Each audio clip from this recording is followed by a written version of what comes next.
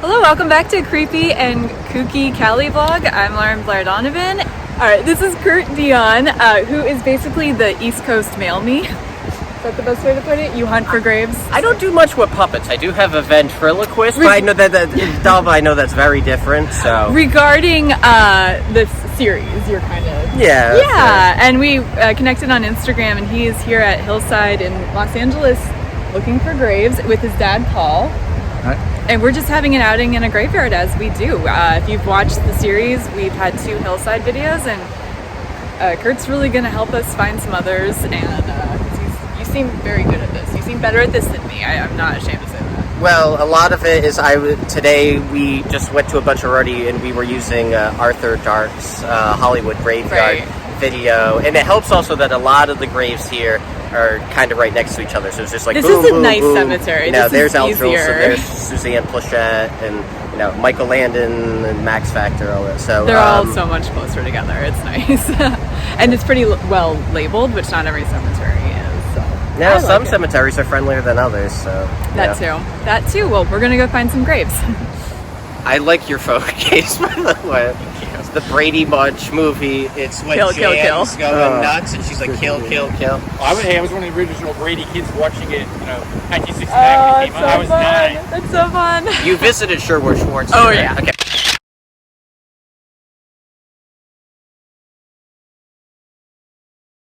We gotta get. Yeah, we'll him. get it. Yeah. Unlike everybody else, I had a crush on Marshall. Yeah, Just no, kidding. We all did. and he also had a Return to Gilligan's Island viewing party, right? Oh, that's so yes. cool. Yeah. That's cool. Yeah, the movie didn't live up to hype, definitely. This is the grave of Al Jolson. This monument was designed by Paul R. Williams, a prominent black architect.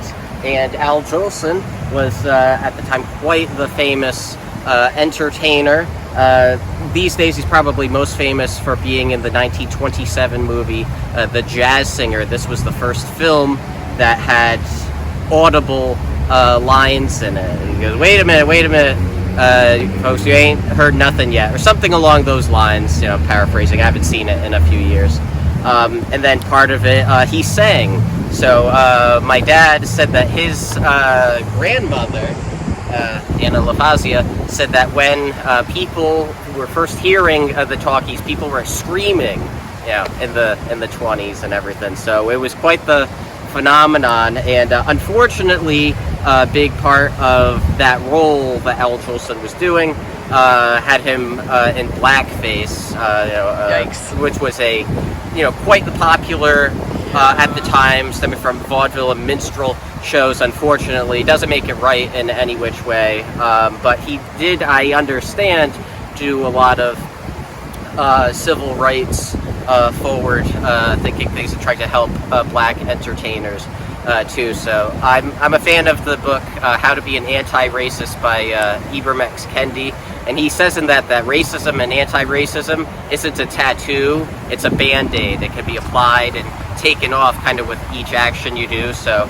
I think that's a really good way to look at it, and so that's how I think we can look at Al Jolson here. I think we can look at the technological advancement of the talkies and how significant that movie was, how important an entertainer he was, and also look on, a lot of these white performers at the time were doing this kind of derogatory minstrel-based entertainment. So both things can coexist at the same time. We can look at the good and the bad. Well, anything with Hollywood history is going to be a little bit sordid. Right. But this is the second time I was here, I knew that this was a grave, but the first time I didn't. It just looks like a monument, and this is definitely one of the most decadent graves ever. You go... Water feature. I've never seen a water feature grave. No, it's just iconic. And then you go up, there's I don't know if it's a painting or mosaic under the... We should go check out. Yeah, up close. Totally. This is insane. This is the grave, Al Jolson. This is sarcophagus, lived 1886 to 1950. I believe actually he was one, because he was such a big celebrity at the time. This was even before the talkies and the jazz singer. He was one of the first celebrities to be like solicited for like a presidential endorsement or campaign. So in 1920, Republican Warren G. Harding was in with Al Jolson. So he was right at the cusp of that, like pretty much the very first, is my understanding. Kurt's a historian, and he's even been on C-SPAN, so like this is such a different angle than all my Hollywood friends. I'm loving it. We've thrown some jokes too, so we're very much about the balance. So there's the serious history, and then probably do some Stooges move at Moe's grave in a little bit. Yeah, I wouldn't have known that this had a presidential history to it, so that's interesting. There's a lot of sarcophagus this year. This is maybe the biggest one, but yeah, you should try to pan up. And that's a mosaic. I see the little tiny tiles. Yeah. They're so meticulous. Man raised up high, and then the other side says something else. Like, this is crazier than Aaron Spelling's grave, which is saying something, because in our times he was one of the more decadent dudes. Whenever I see a gravesite of this grandeur, it always makes me wonder, what did it cost to build this then, and what would it cost now? And even if they could build it now, do they have the artisans, the craftspeople that could actually put something this splendid together? So that's one of the things I'm curious about. Valid point. Yeah, I just come look at, just these little flourishes. I guess looks kind of almost like a tassel, kind of a ornamental urn up top there. Mosaic up top. So somebody's up there on this ladder, placing, God knows how many little pieces of that mosaic. Oh, wow. I imagine he built it too, because sometimes these things come slightly pre-done, but this feels very specific, so I don't know. Or he bought this after it was built. No, so this was a very specific, prominent architect designed it. So this was specifically for Al Jolson, is my understanding. So very custom. And the sweet singer was Jewish. So this wasn't a kit you got from Sears, like the houses you could have built. No, this was very custom. Pre-modulated. And behind you over there we have the so that was kind of his famous pose. Again, unfortunately. Usually done when he's in blackface singing Mammy, but it's an iconic Hollywood history pose. Wow. So this statue was done just about a year after, I believe it says who was the sculptor there. It was done 1951, C. Romanelli Jr. Wow, he has a sarcophagus, he has this tall ass gazebo, he has a statue of his likeness, wow. I think my dad said they said at the office they light it up at night. Yeah, well, I get to see the lights here myself. Yeah, that's true. There's the lights, so I'm sure when you're going by, even you don't even have to come in here. Just doing a drive-by, you can. It must be pretty spectacular. And of course, again, you can literally see it from the highway. Yep. Wow. Found very often, because we've been able to go to certain places like President Andrew Johnson's gravesite and the Truman burial site, President Truman, we found it's really a different experience at times to go at night. It's really a different atmosphere, and we've really enjoyed that. So, you won't have access to this one at night because it's gated, but there's other places that you do have. And it's just a totally. We went to President Andrew Johnson. How old were you? I was 11. He was 11, and we went to check it out the night before because we like to take good shots in the daytime. And then I noticed the gate was open, and I wanted to go up. You were a little scared, a little intimidated. Yeah, it was night. There was heat lightning going around. We're going up there. There's heat lightning? That's spooky in a sense. Yeah, dogs barking. Car came up. It was a whole thing that's actually part of a chapter in my upcoming book. So I don't want to give too much away. I'll link it for you. Yeah. Thank you. Presidential grave hunting. Pre-orders go up. Presidentialgravehunter.com. Yeah. But like Kurt said, though, because you're up high on a hill and just in the valley, dogs howling, night, and the heat lightning was just, the atmosphere was unbelievable. We did make it out alive. No, we didn't. We didn't. Oh, your ghosts. Grave hunting zombies. Oh, fun. This is first for the channel. Yay.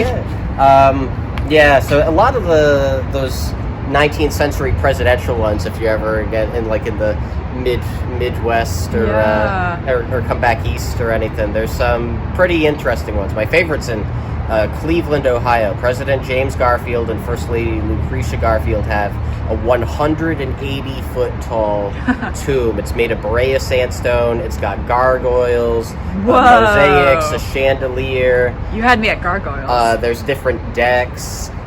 There's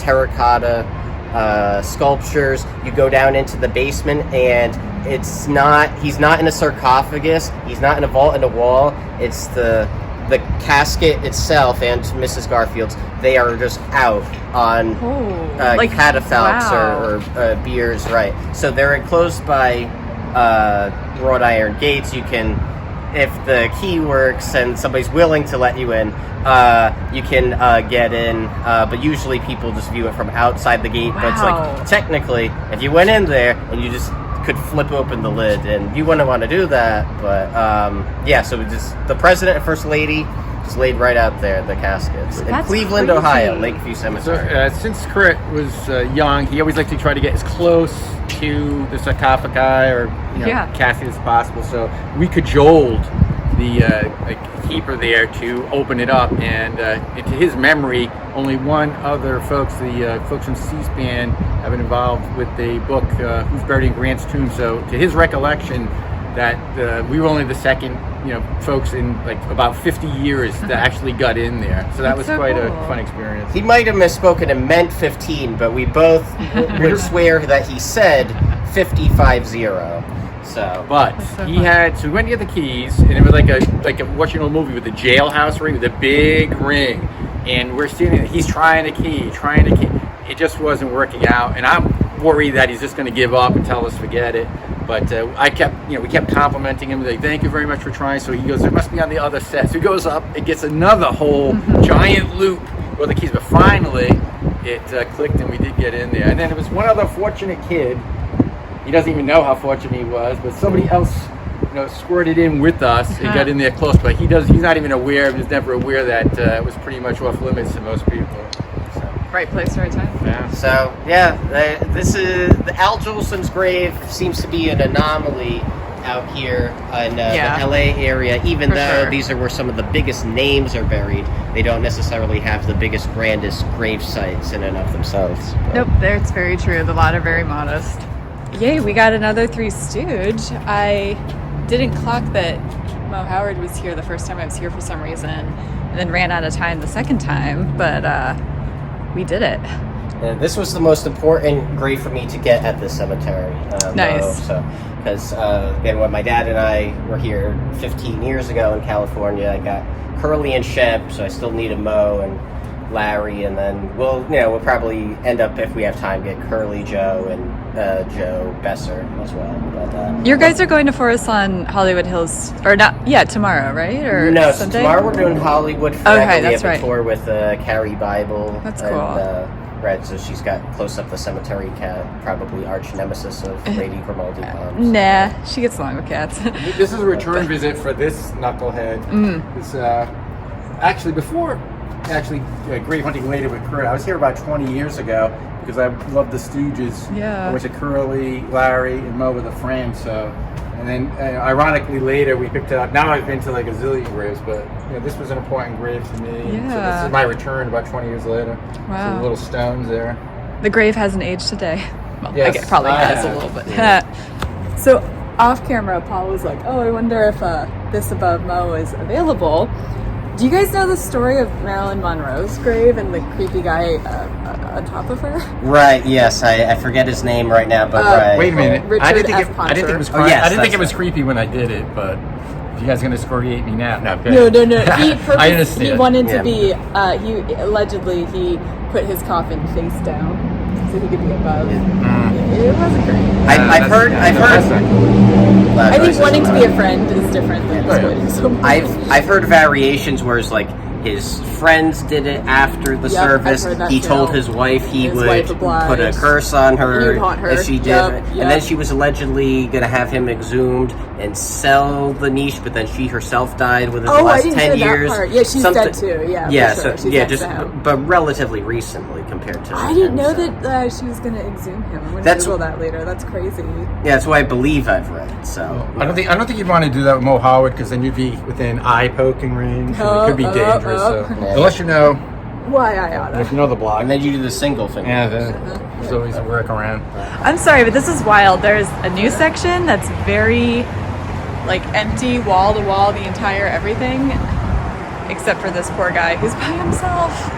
Like, there's some internments down there, but, like, this is all available if you want to be Bernard pariah, Frank's so. friend.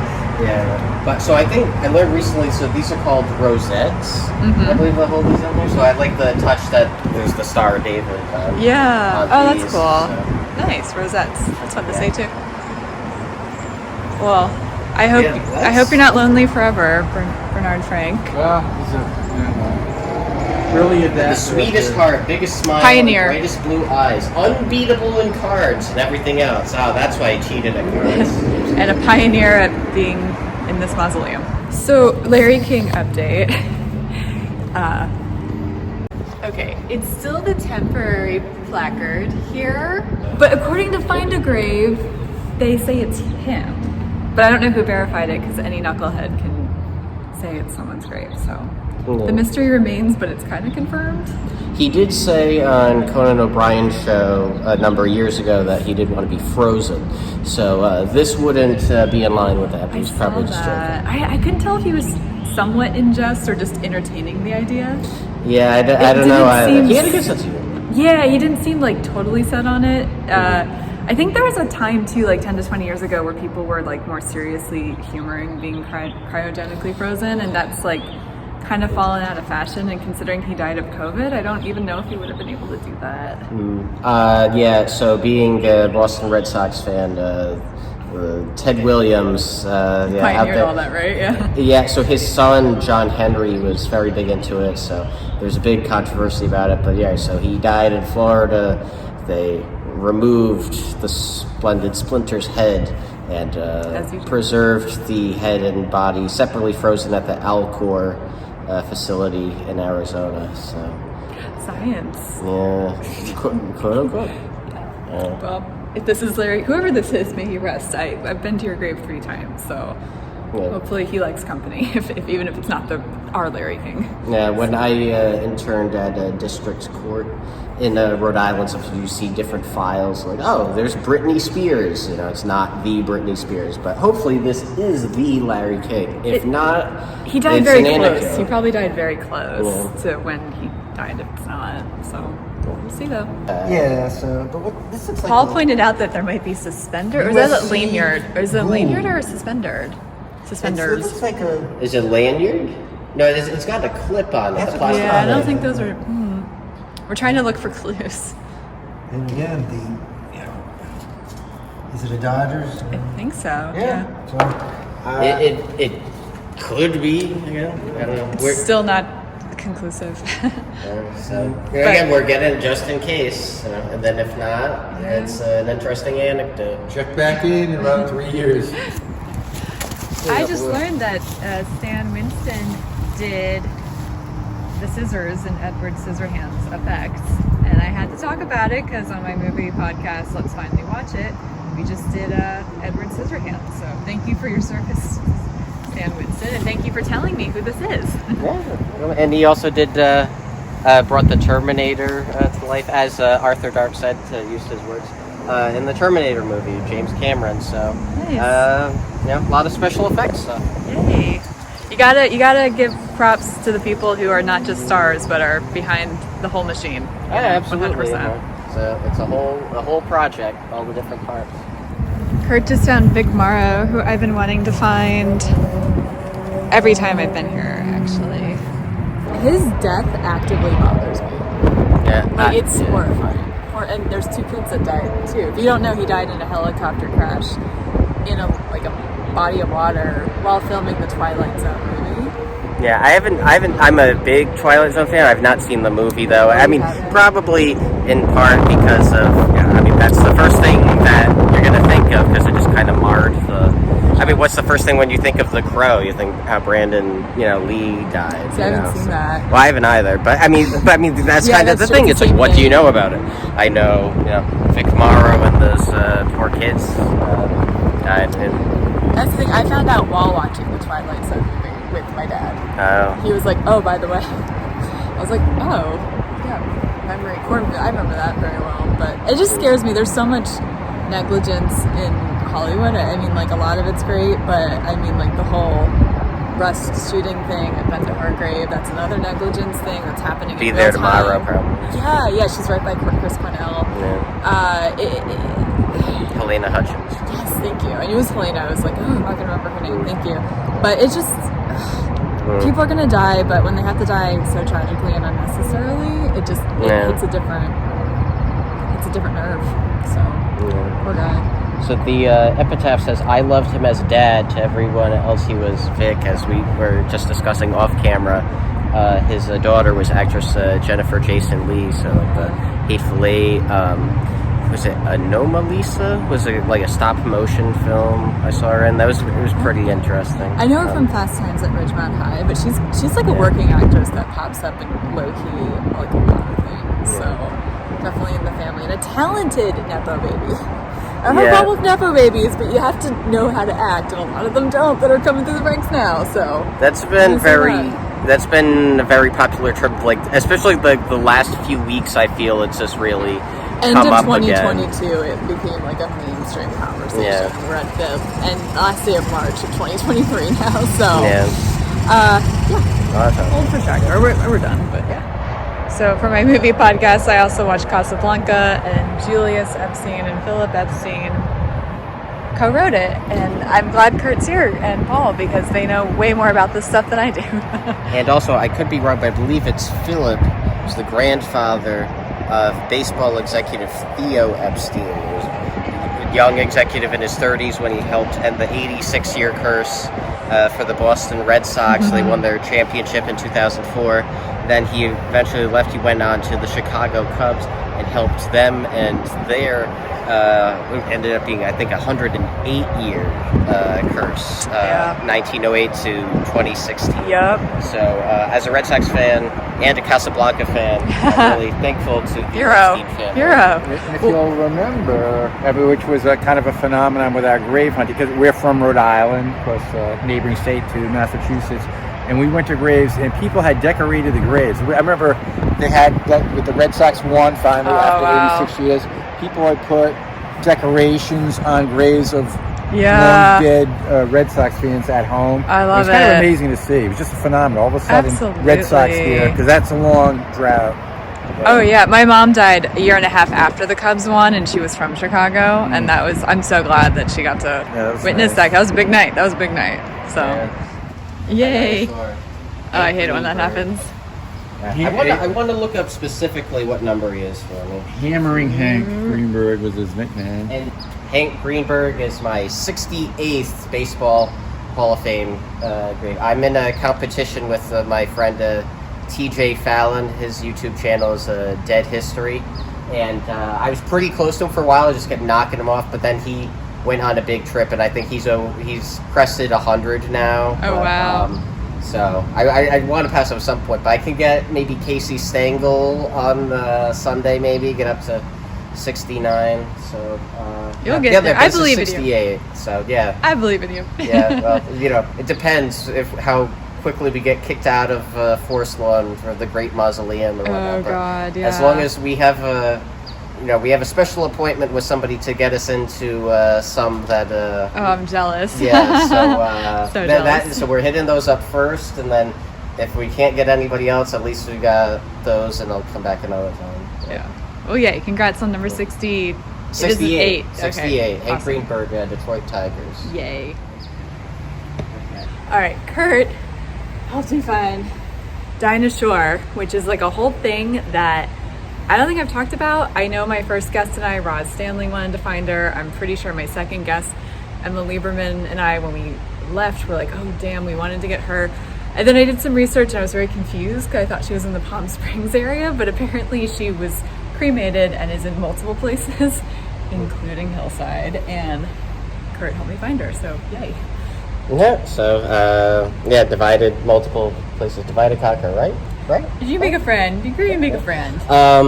So, and then over here, singer Edie Gourmet, actor Lauren Green, Sheldon Leonard, who was in It's a Wonderful Life, is over there. And then I just want to, before we go, I want to find Baseball Hall of Famer Hank Greenberg, because he's could be close to around my 70th Baseball Hall of Famer. That's a lot. He has like lists and stuff. I don't have as Thousands. well-documented lists as him. But It's a sickness. It's a hobby. I don't know. You got to have something that you're working towards. It's fun, so I support it. I've got gateway graves. So it's like, you get somebody in one category, and you're like, oh, they also overlap with this other category. Yes. And then how many, like all of a sudden you're like, oh, how many Andrew Johnson impeachment managers did I inadvertently get? And I want them on, so stuff like that. Totally. But you know what's cool though with this one? I think this is the last notable internment that I was looking for here, because we found Vic Morrow. Mm-hmm. We got the final Stooge. I think. Mohan, yeah, I don't think there's anyone missing from my collection of Hillside. I mean, unfortunately, people will keep dying, so I'm sure I'll be back. Or you never know what's At one point. going to catch your interest. That's true, too. You're watching more movies for your podcast. That's all of true a sudden. too. That is very true. Yeah, So yeah, I'll be back, I'm sure. But for the time being, I can put a pin in this and collect some other data and other internment. Sorry. Thank you so much for being here. Oh my God! Thank you. Thank you for having me and my father, who is in absentia at the moment. I guess it's okay to. Well, you put my shameless self promotion. Plug my book do and it, please. Instagram. All right, so YouTube. My channel is just Kurt Deion, KurtDeion. My Instagram is KD Grave Hunter, and I've got a book coming out, Presidential Grave Hunter: One Kid's Quest to Visit the Tombs of Every President and Vice President. It'll be going up shortly, and you can buy that at presidentialgravehunter.com. That's his website. Yay! Well, thank you very much, and we'll catch you next time. Bye. All right.